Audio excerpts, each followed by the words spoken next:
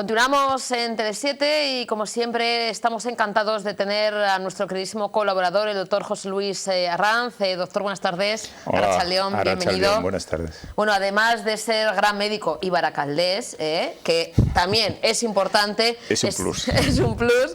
Es el director de la unidad de fibromialgia y medicina funcional, que bueno, pues ayuda a muchas personas. En concreto, doctor, 40.000 personas que ahora mismo padecen esta terrible y silenciosa enfermedad, como hemos contado otras veces, en toda Euskadi, y que, bueno, pues cada mes, cada ratito que, bueno, tiene a bien acercarse a este plató, a su casa, pues siempre informamos, siempre comentamos para, bueno, ayudar a esas personas que muchas veces se sienten desamparadas, ¿no? Muchas veces no se sienten comprendidas. La última vez que nos vimos, doctor, pusimos un poquito de banda sonora, hablamos de esa única película que trata directamente sobre la fibromialgia, que es Sonata para violonchelo, y mucha gente, ¿no?, nos ha preguntado, y me imagino que también le habrán preguntado a usted, ¿dónde encontrar la película? No está ahora mismo en cines, ya tiene unos añitos, y será a través del DVD, ¿no?, alquilando la peli. Sí.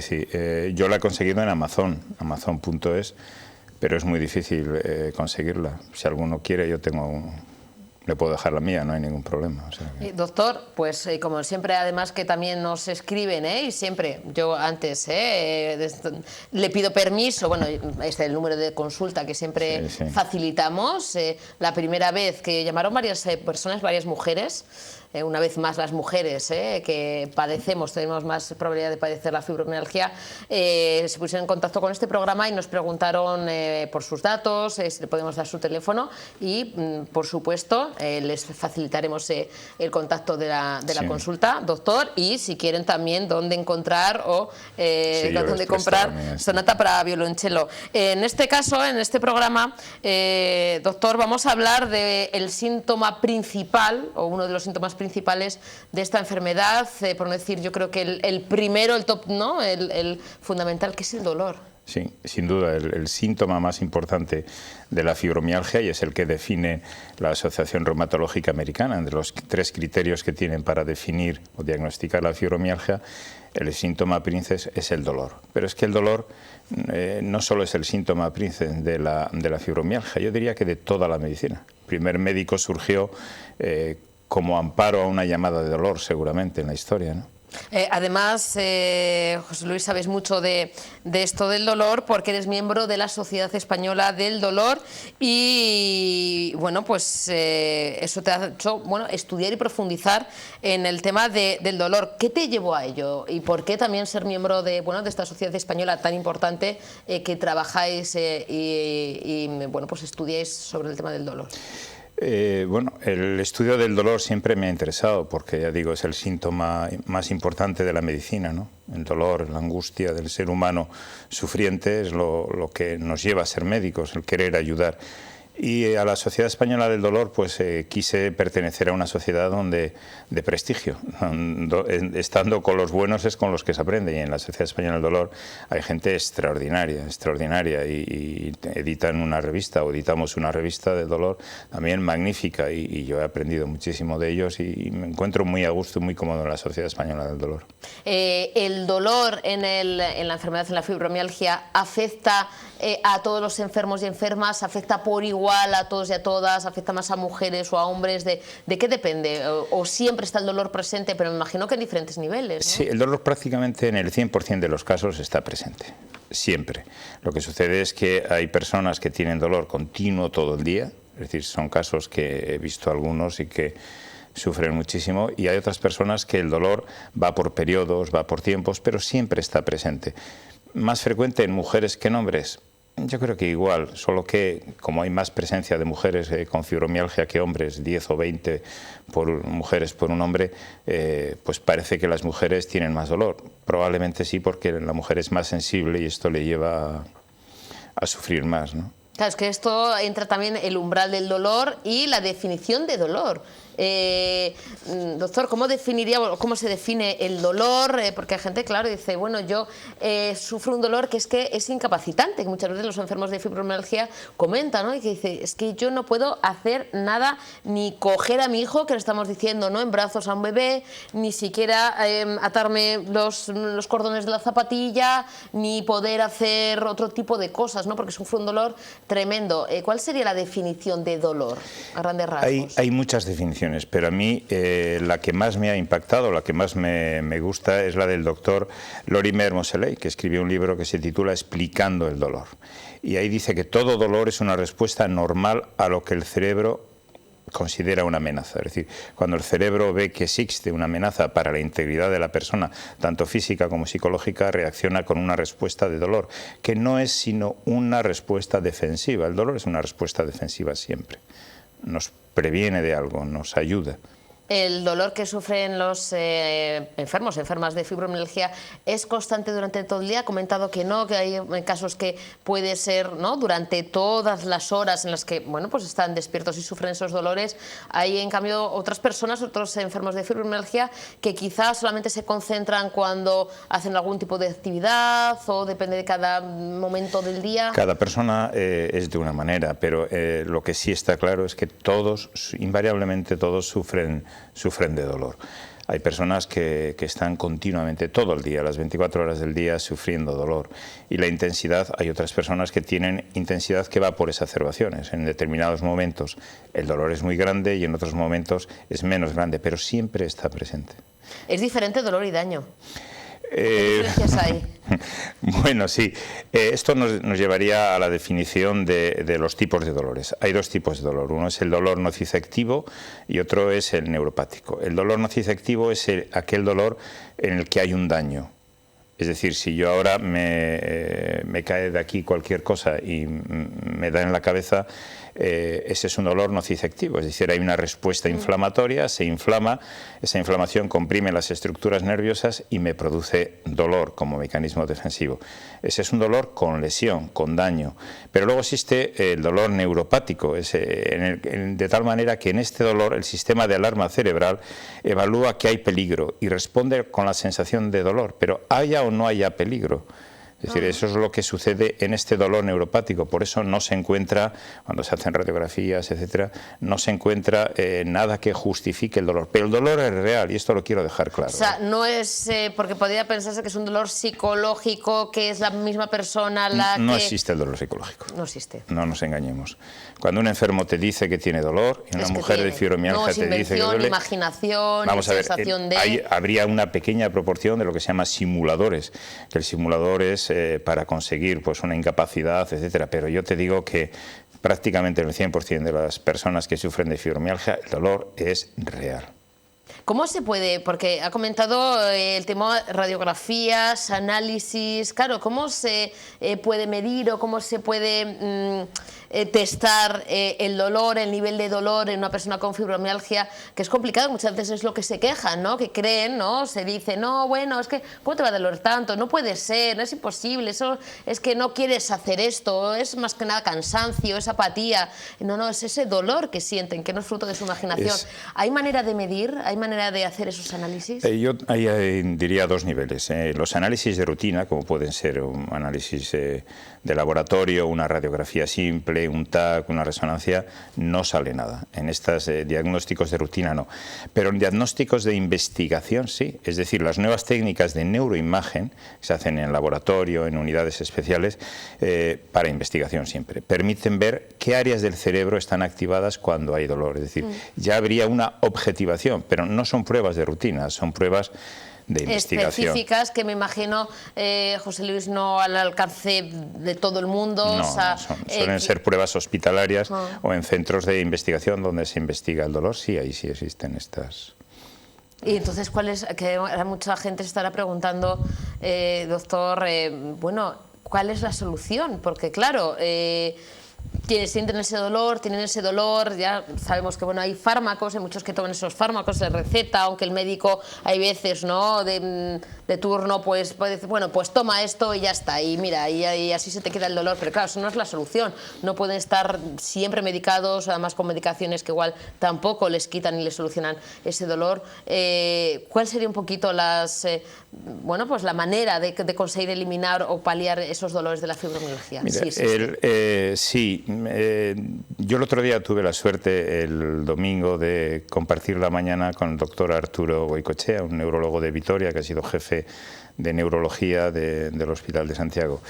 Y me dio, las 2 horas y media que estuve con él fueron maravillosas, me dio una lección extraordinaria en este sentido. Y en estos dolores neuropáticos donde no hay lesión, no hay daño orgánico, lo que está alterado es el sistema de alerta cerebral. Es decir, el cerebro, donde duele es en el cerebro. Es decir, el cerebro es el que manda la orden de que duele. Y lo que sucede en estos casos es que está alerta continuamente el cerebro. Es decir, yo te ponía una vez el ejemplo de si tú estás contraída totalmente, llega un momento en que te duelen los músculos por una contracción. Si tu cerebro está en un estado de alerta continuo, te acaba doliendo todo, es obvio. Entonces, ¿dónde está la alteración? Parece ser que está en el sistema de información que existe en el cerebro. Es un error de percepción del cerebro. Y ahí estáis trabajando, ¿no, José Luis, en la unidad de fibromialgia, ¿no? Intentando conocer más, investigar y dar solución, ¿no? Yo no tenía visto este punto de vista, valga la expresión. No lo tenía recogido, pero reconozco que ha sido un descubrimiento. Ha sido un auténtico descubrimiento, es decir, lo que el doctor Arturo Goicoechea llama la pedagogía del dolor. ¿Qué es la pedagogía? La pedagogía del dolor es que la persona sepa lo que le pasa, sepa cómo se produce el dolor, sepa los mecanismos. No olvidemos que el dolor es un hecho cultural, es un hecho antropológico, sociológico. Te voy a poner un ejemplo. Hay determinadas culturas que pasan con los pies descalzos sobre las brasas. Evidentemente, eso nos dice que hay un aspecto cultural antropológico del dolor. Cuanto más culta es una persona, cuanta más información... Mira, y esto permíteme, el otro día venía una entrevista magnífica a un hombre que yo admiro profundamente, el doctor Valentín Fuster. Creo que la pueden ver todavía en elpaís.es. Le hacían una entrevista al doctor Fuster y decía que lo más importante es la cultura. Y cuando le decían por qué, dice que la cultura da herramientas a las personas para poder actuar por uno mismo, sin depender del medio externo. Y yo digo más, sin depender del medio externo y del medio interno. Porque tú te puedes defender con la cultura del medio externo, pero también si tú conoces el dolor, cómo se produce, cuanto más culta es una persona y más sabe de su enfermedad, más se defiende de ese medio interno, de ese cerebro que tiene una orden equivocada de que está continuamente en alerta. La entrevista del doctor Valentín Fuster fue magnífica, magnífica. Bueno, conociendo más sobre la fibromialgia, sobre el dolor, doctor, que seguiremos avanzando porque esto da para mucho, para muchas colaboraciones, muchas entrevistas, siempre con esa esperanza que deben tener, ¿no?, las personas que padecen la fibromialgia, que hay esperanza, que se está trabajando gracias a la unidad de fibromialgia que usted capitanea y que, bueno, que se va a poder con ello, que va a haber, sí, o sea, que no haya esa desesperanza que muchas veces yo creo que también es el peor de los enemigos, ¿no? La angustia, el no ver, ¿no? El no saber, el dejarse estar como desamparados, desamparadas, ¿no? Eso también, en lugar de ayudar, puede empeorar incluso la enfermedad, el tema psicológico, ¿no? Efectivamente. Por eso, quiero decir, yo en esto no solo estoy implicado yo, hay en Osakidecha, por ejemplo, el Servicio Vasco de Salud, hay médicos de familia que ya están trabajando con las teorías del dolor, la pedagogía del dolor del doctor Goicoechea, ¿no? Y el otro día me decía que obtienen un 70% de éxitos solamente con que la persona tome conciencia de lo que le pasa, de cómo se produce el dolor, de cómo su cerebro... Él me decía, y lo apunté porque realmente fue una lección magistral la que me dio, dice, el cerebro es la parte electrónica e informática del organismo y actúa constante e inconscientemente, evaluando la amenaza de daño, cuando lo hay, real o irreal. Es decir, puede percibir una amenaza de daño y tener continuamente una sensación de defensa, y ese es el dolor que sienten las personas de fibromialgia, que no se manifiesta en análisis, en radiografías, como hemos dicho, pero que es real, y si se hicieran esas pruebas de neuroimagen avanzada, esas pruebas de investigación que te refería, ahí sí aparece cuando duele las áreas cerebrales que están alteradas. Doctor, para relajarnos un poquito después de hablar del dolor y bueno, cómo se avanza y cómo se está mejorando, se está trabajando para bueno, pues, controlar ese dolor y para que tengan mejor calidad de vida las personas con fibromialgia, que por ahora no tienen cura, pero sí se puede mantener una mejor calidad de vida. Vamos a poner un poquito de poesía a la tarde, ¿qué le parece? Claro, porque es que yo al final estoy contraída también y luego voy a estar así y queremos un poco relajarnos. Pues seguiremos informando, por supuesto, dentro de poquito en su nueva visita, pero vamos a poner un poquito de belleza y de poesía a la tarde. ¿Qué le parece? Siempre le pillo así como en el... sí, totalmente, pero sabe que me gusta... En un apurillo, así entre comillas, porque él es un gran artista que, por cierto, también buen cantante, que contaremos también aquí una muy buena noticia que no podemos adelantar, si no luego igual me riñe, en la conta en petit comité, off the record, pero esas poesías tan magníficas para relajar un poquito, ¿no?, la tarde. Vale, perfecto, pero simplemente quería, por terminar la entrevista antes de la poesía,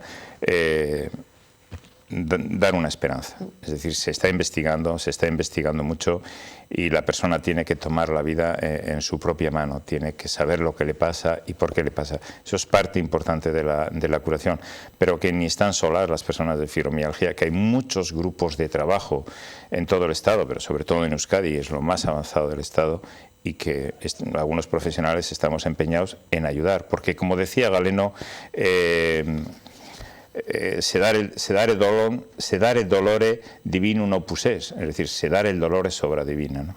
Eso es, de ahí estáis los enviados divinos para bueno, pues ayudarnos y para evitar, ¿no?, ese dolor a personas que están sufriendo mucho. Y para también el gran doctor José Luis Arranz poniendo ese toque poético también a la tarde con una de sus poesías que nos va a regalar. Sí, por supuesto. Se titula Presencia y esta poesía la hice porque un día conversando con un gran amigo mío, que ha sido director de una unidad de cuidados paliativos y es un médico excepcional, absolutamente excepcional. En todo el Estado es de las personas que más sabe y es de un cariño y de una... Yo le preguntaba qué es lo importante en los cuidados paliativos y me decía que el enfermo a veces tenga al lado la presencia de un ser querido, simplemente la presencia. Entonces yo analicé qué importante a veces en la vida de todos nosotros es tener la presencia de alguien, en cualquiera, en el trabajo, en las relaciones familiares, en la amistad, la presencia siempre es importante. Entonces quise plasmar en una poesía de verso libre lo que es la presencia de otro ser humano. Dice: presencia siempre aliviadora, siempre a mi lado, presencia que comunicas, que transmites afecto y ternura. Presencia, espejo en el que me miro para saberme amado. Presencia, anhelo de vida que compartes alegrías y desdichas. Presencia que hermanas, allanas y acercas las diferencias.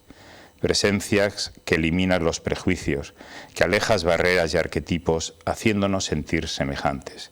Presencia que haces que se comparta la intimidad sin palabras. Presencia que llevas a conocernos y de tu mano a la felicidad. Maravillosa poesía, José Luis, como siempre, poniendo ese gran broche de oro, que por cierto, espero tu presencia el mes que viene. Dalo por hecho. ¿Te parece? Es que ricasco. Gracias, José Luis, un auténtico placer y un lujo contar contigo. Igualmente, gracias. Hacemos una última pausa para la publicidad. A la vuelta damos la bienvenida a nuestros colaboradores de Asan Vizcaya, que sí, no es miércoles, ha habido un pequeño cambio, pero hoy jueves estarán con nosotros, en concreto Cristina Dublín, contándonos esos casos urgentes y más cositas en ya la recta final, bueno, en la última entrevista de la tarde. No se mueva.